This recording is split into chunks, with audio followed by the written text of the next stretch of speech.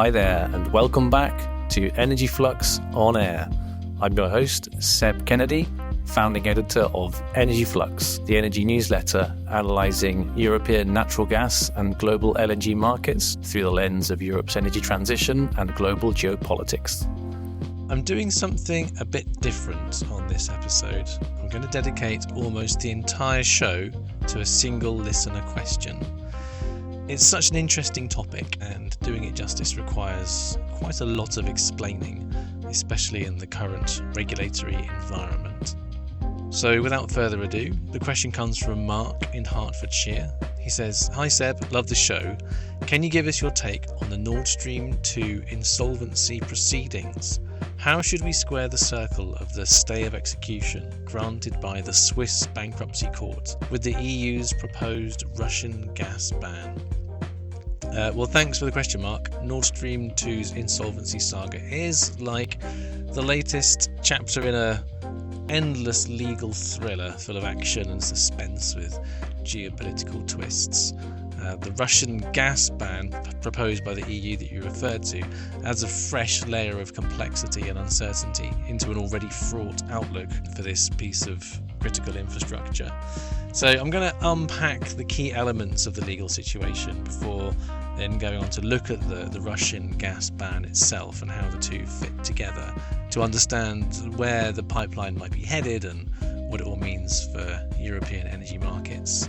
But first, just some brief background facts on Nord Stream 2 for unfamiliar listeners.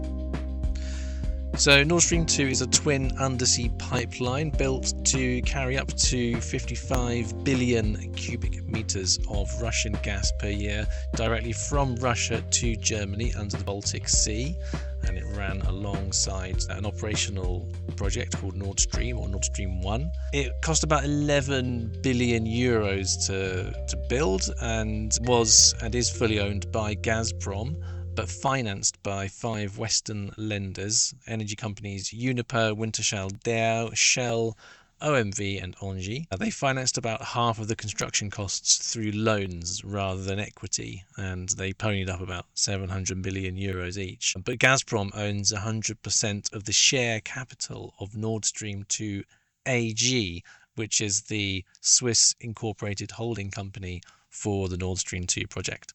Nord Stream 2 has been a real political flashpoint. Construction was completed in 2021, but it was never commissioned. Germany halted its launch in February 2022 amid Russia's full land invasion of Ukraine and Western sanctions. One of its twin pipes was sabotaged in 2022, of course, alongside the 2 operational strings of Nord Stream 1 in that dramatic subsea detonation that was worthy of a James Bond spy movie. And the insolvency proceedings they relate to effectively the undamaged single string of Nord Stream 2, because without operations and shrouded in sanctions, then the holding company Nord Stream 2 AG was to all intents and purposes bankrupt, but not officially so. So a court in the Swiss canton of Zug in Switzerland opened the restructuring rather than liquidation proceedings in early 2023 but granted successive moratoriums until the 9th of May last week, when it approved a debt restructuring plan. And that's a little bit like Chapter 11, the US bankruptcy protection process. This is a key asset that's been a focal point, a flashpoint for political arguments across the EU and the rest of Europe for many years. And the remaining line, single line, that can carry up to about 27 billion cubic meters of gas per year is essentially the principal asset that's being, the subject of potentially being auctioned or refinanced or restructured or sold under the supervision of that Swiss court. So the court itself approved this debt restructuring deal, and that essentially spared Nord Stream 2 AG, the Gazprom-owned holding company, from official bankruptcy. Small creditors were paid off in full, and the claims of those major European lenders like Shell and Wintershall Dea, they were effectively elevated above the claims of Gazprom. And this is a really interesting point, because Apparently, the shareholder voting rights that Gazprom held in Nord Stream 2 AG, they have, to all intents and purposes, been suspended, which means that if the pipeline is sold, then Gazprom, as an equity holder and a debtor to those European lenders, will only get anything after all the creditor claims are paid off. And that's really important because, if it cost them $11 billion to build, and that was for 2 strings, then, how much can you realistically expect to get for 1 string in the context that I'm about to describe, where Russian gas is, facing immense hurdles and is not entirely likely to return to the European markets, potentially ever, or at least for many years. So these Western creditors have, about 700 million euros each claim over Nord Stream 2 AG and the infrastructure that it owns. And they're very much now in the driving seat. So this restructuring procedure has really kind of turned the tables over the power and control over the fate of Nord Stream 2. Because before, Gazprom really called the shots as the sole shareholder. But now it seems that the Western creditors have a bit more of the upper hand. That said, they do have an aligned interest. I think that both sides would like to kind of get something back from this, immensely expensive white elephant that's been half blown up on the bed of the Baltic Sea. But quite how they go about doing that could soon see their interests diverge.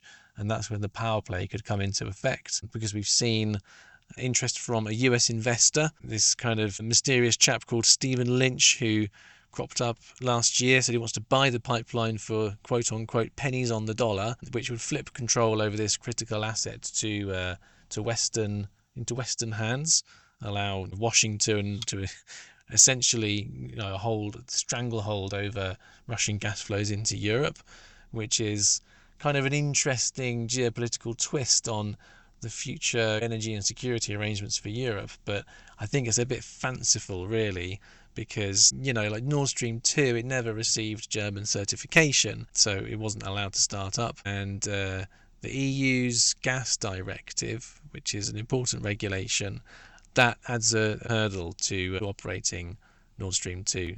So, like pipelines that enter the EU single energy market, they must separate the legal ownership of the pipeline from the physical gas supply of the gas that the pipeline is carrying. So you can't own the pipeline and the gas supply entirely. And that's actually why the Western energy companies opted for a financing role rather than taking shareholder stakes. They all wanted rights on Nord Stream 2 and to own the molecules flowing through the pipe, and they couldn't have that if they owned stakes in the Nord Stream 2 AG operating company as well. So that's why we're in this situation now.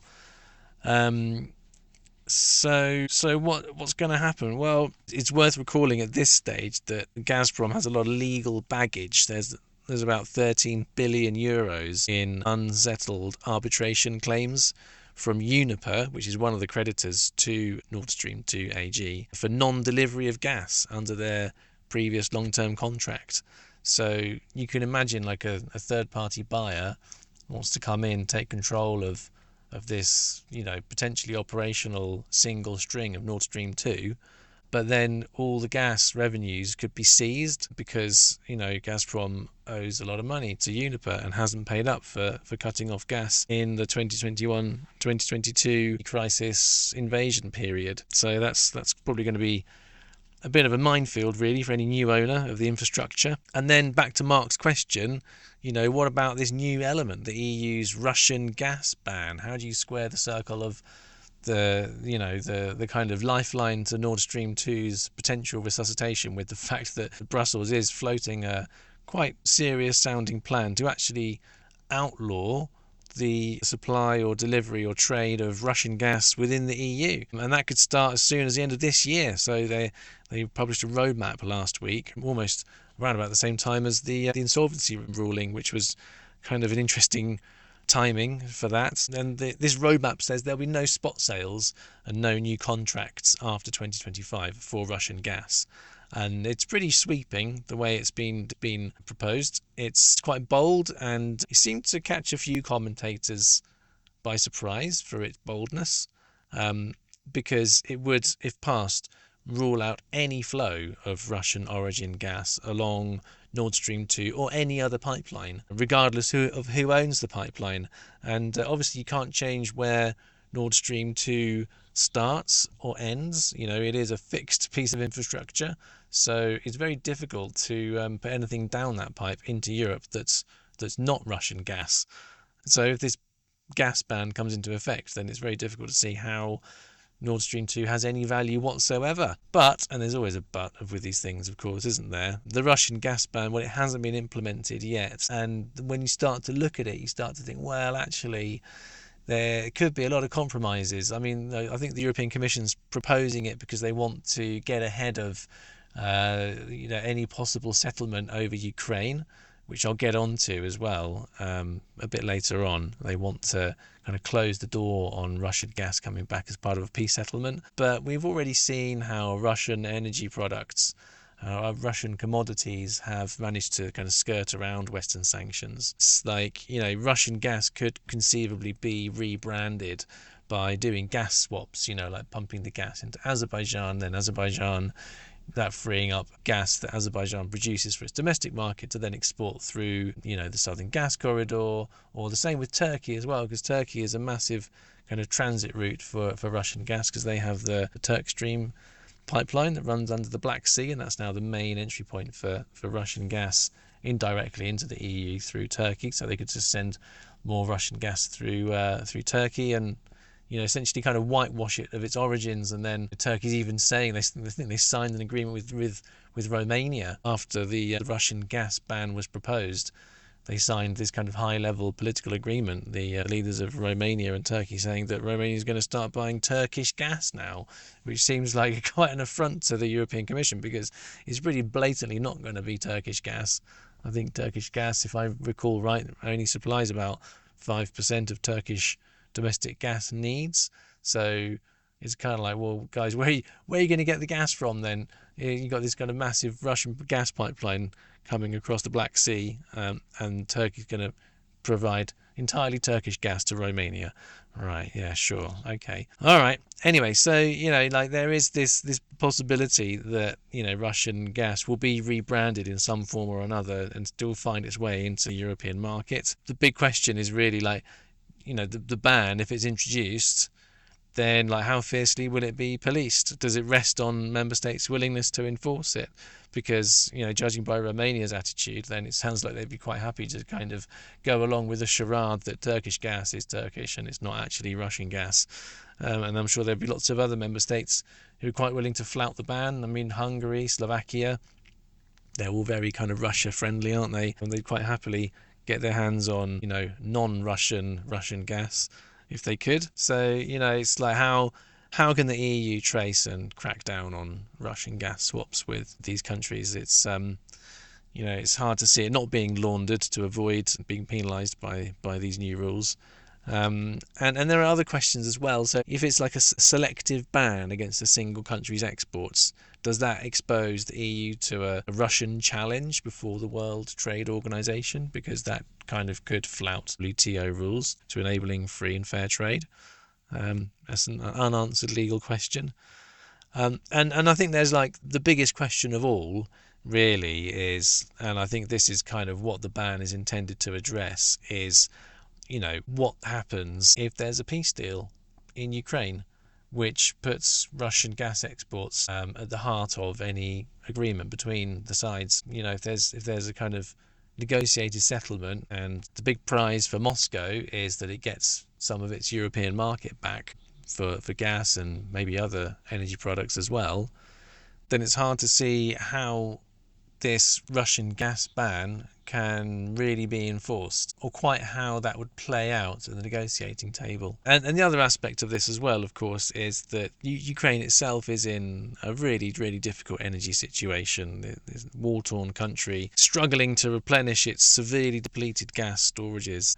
They went as low as about 3%, I think, over the winter, and they haven't been replenished much yet so far at this early stage of the refilling season. And my understanding is that pipeline access into Ukraine is actually quite constrained by very high border tariffs from Southeast Europe and limited interconnector capacity availability from Poland. So, an EU ban on Russian pipeline gas, if effective, could actually force Ukraine to turn to Russian gas to help meet its domestic needs and refill those gas storage facilities. And that would really weaken Kiev's negotiating hand at a critical moment in the conflict. So there are a lot of really kind of knotty, difficult trade-offs at the heart of this Russian gas ban that make you wonder if it could really be introduced and enforced as the Commission is proposing. So just to summarise, I'd say, well, an EU ban on Russian gas could be very leaky, but I would say that the ultimate fate of Nord Stream 2 is probably bound up in the Ukraine peace talks, which means it's not really in Europe's hands, because Europe isn't really in the driving seat when it comes to Ukraine. Obviously, they are a material actor, but the big players are the US, Russia, and Ukraine, of course, because Ukraine can continue fighting as long as it has access to weaponry, although that could be curtailed again if, the US and Russia agree some sort of deal, and they could turn the pressure onto the Ukrainians to force them to stop fighting by cutting off access to military intelligence and to US weapons. Well, that could, again, turn the tables on the battlefield, couldn't it? But, the war is dragging on. There are putative talks going on between Moscow and Washington, but apparently getting nowhere, as far as I can tell from the outside. Apparently due primarily to the Kremlin's intransigence on a bunch of totally unrealistic red lines that I won't get into here, but essentially they want Ukraine on a platter, and I think that even the kind of Kremlin-friendly administration in the White House is kind of struggling to sell that to anybody but the most ardent kind of Russophiles who seem to be running amok at the moment in the halls of power in Washington. So where's it all going to go? I mean, peace, you have to think peace in Ukraine, it will have to prevail in some form or another. It might be a kind of ugly, unstable, unsustainable, unenforceable and highly damaging peace deal that really undermines European security interests for decades to come. But a deal of some description, perhaps that kind of a deal, will almost certainly have to be done at some point, because everybody loses in a stalemate, which is essentially what we're in now. I don't think either side wants to get bogged down in a forever war, but I guess at the same time, the way things are going, you can't rule that out either. Where does that leave us? Well, I think it's worth mentioning, just to take a step back here and to think about Nord Stream 2 and why it was built in the first place. I mean, Nord Stream 2 was proposed and built by Russia alongside Nord Stream 1 as a means of, for the Russian side, cutting Ukraine out of the equation, because Ukraine, of course, earned many billions of euros in transit fees prior to 2022, and just by having this very elaborate and high-capacity transmission system that connected Russian Siberian gas-producing fields with these kind of prized premium European markets, then they were the middleman, and they took a cut essentially for, it's like a kind of rentier economy arrangement where it was just like money flooding into Ukraine. And I've been told, and I've never been to Ukraine, never been to Kiev, but I've been told that these immense checks just dropping into Kiev, they fostered a real kind of sprawling parasitic kleptocracy that was just completely riddled with corruption. I've heard it described as a kind of mafia organization that just sprung up to gorge on these Russian gas transit fees over the years, and that was one thing that EU leaders pretty much turned a blind eye to, along with so much else in the years leading up to Russia's annexation of Crimea in 2014. And I think that the Russian side got sick of kind of bankrolling these mafia types in Kiev, and wanted to cut them out of the equation. They wanted to just bypass Ukraine, and probably strategically so that they could then think about, then exerting their will over Ukrainian sovereignty and eventually planning an invasion of various bits, the annexation of Crimea and then the full land invasion. They wanted to kind of take Ukraine back. One way of doing that, or one of the many steps leading up to being able to do that, was to kind of end their access to Russian gas transits, which of course did eventually finally come to an end on the 1st of January this year. Russian transits of gas through Ukraine have halted, and so that is another loss of revenue for Ukraine in this war, which was kind of crazy to think that they were still earning Russian transit revenues for a couple of years after the invasion in February 2022 for transiting Russian gas to European buyers, just like they always had done. There's another side note that's relevant in this story. Everyone says that Russian gas is cheap, but that's a myth. Remember that liquefied natural gas, so LNG from global suppliers, was introduced into Europe as a means of holding Gazprom's feet to the fire in contractual negotiations, because in its heyday Gazprom sold gas to lots of EU utilities and industrials under these kind of premium priced oil indexed long-term contracts that were often priced above the prevailing market rate on the Dutch title transfer facility, which is the benchmark spot trading venue in the Netherlands for natural gas, and the reference price for Europe. So when the spot market evolved, in the introduction of competition and liberalisation, it did what it was supposed to do, which was to kind of, more competition increases market efficiency, and that kind of classic kind of market economics 101 playbook, which is the diversity of sources and breaking down these rigid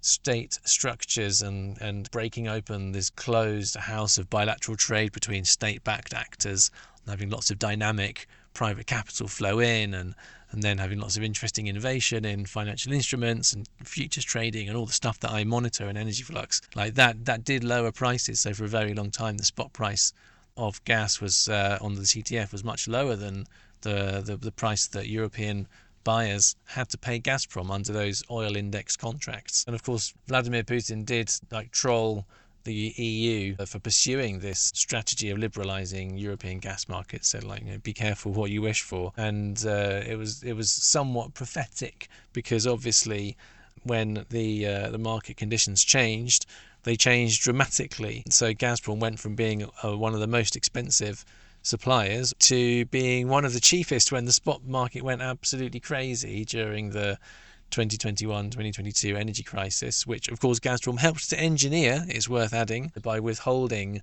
volumes from the European gas market, which it was used to sending, and allowing its own gas storage facilities, which it owned and controlled in Germany, allowing those to deplete, so leaving Europe's biggest economy in a really kind of parlous energy situation during the refilling season of 2021.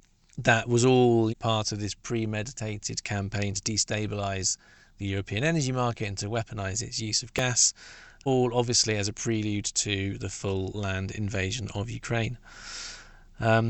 So that's a little bit about the background of Russian gas and how it's not really the cheap thing it's always described as being, and the reintroduction of Russian gas. Oh, we need our cheap Russian gas. Oh, our poor industrials, they're all going bankrupt. They're all suffering because we don't have Russian gas anymore. And it's well, actually, it's not quite how things were. And I think the EU policy of diversifying gas sources, or just diversifying energy sources in general, but even within gas, having pipelines from Algeria, global LNG supplies, having lots of LNG terminal regasification capacity, and then having lots of trading within the EU of different gas sources. I think all of that it's all vitally important, isn't it, to building resilience into the system.